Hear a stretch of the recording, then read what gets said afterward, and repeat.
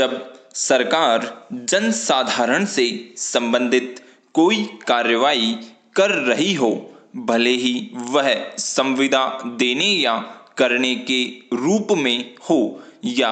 अन्य लार्जेस अनुदत्त करने के रूप में, सरकार अपनी मनमानी नहीं कर सकती। विराम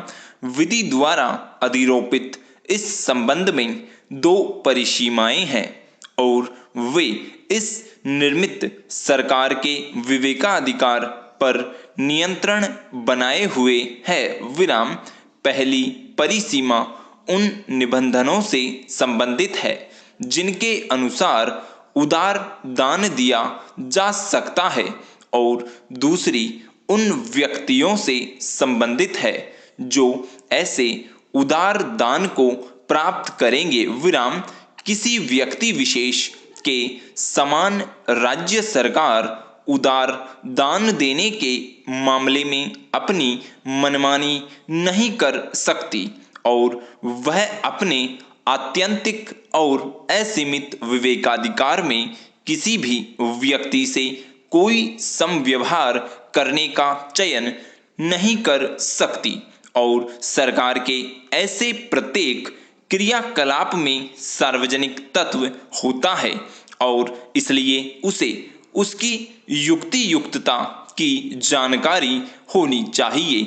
और उसे सार्वजनिक हित के संबंध में मार्गदर्शन भी प्राप्त होना चाहिए। विराम यदि सरकार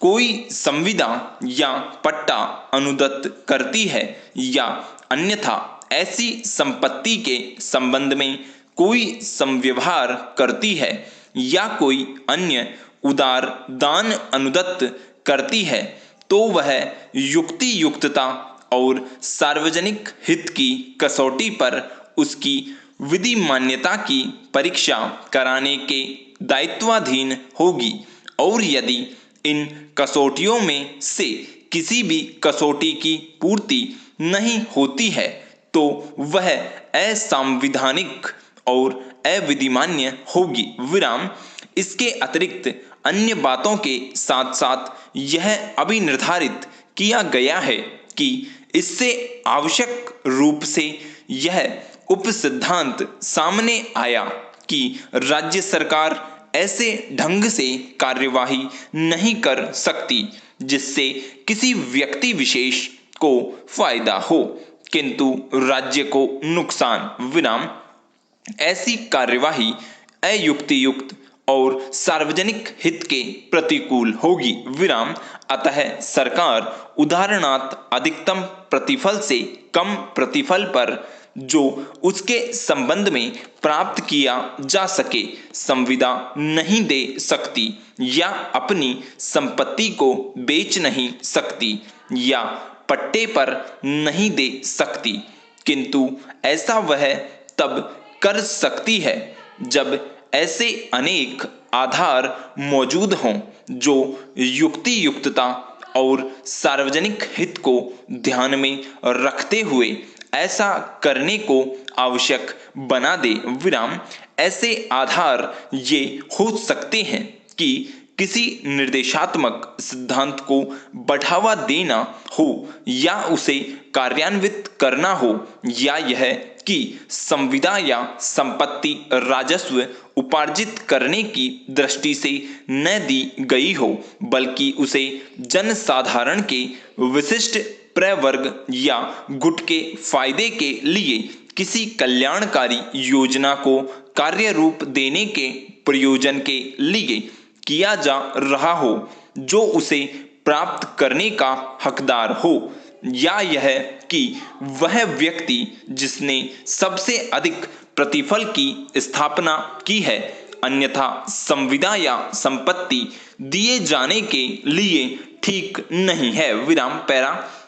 जैसा कि ऊपर संकेत किया गया है, श्री मुखर्जी ने अनुच्छेद 300 के उपबंधों के प्रति भी निर्देश किया है जिसमें यह अनुध्यात किया गया है कि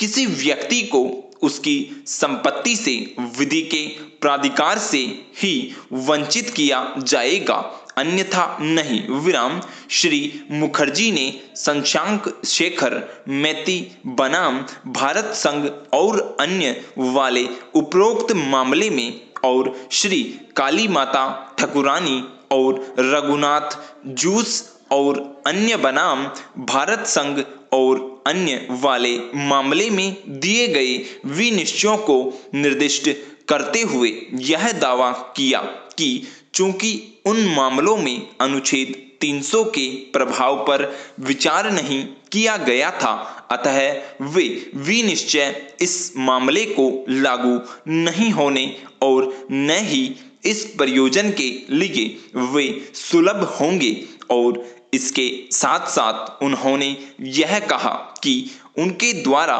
उद्धत अन्य मामलों पर विचार करने के पश्चात उनके इस मामले में और उनके द्वारा इंगित मुद्दों के संबंध में हस्तक्षेप किया जाना चाहिए, क्योंकि उनके कथनानुसार विधि के प्राधिकारी के बिना संपत्ति धारित करने के अधिकार से वंचित किया गया था। विराम स्टॉप।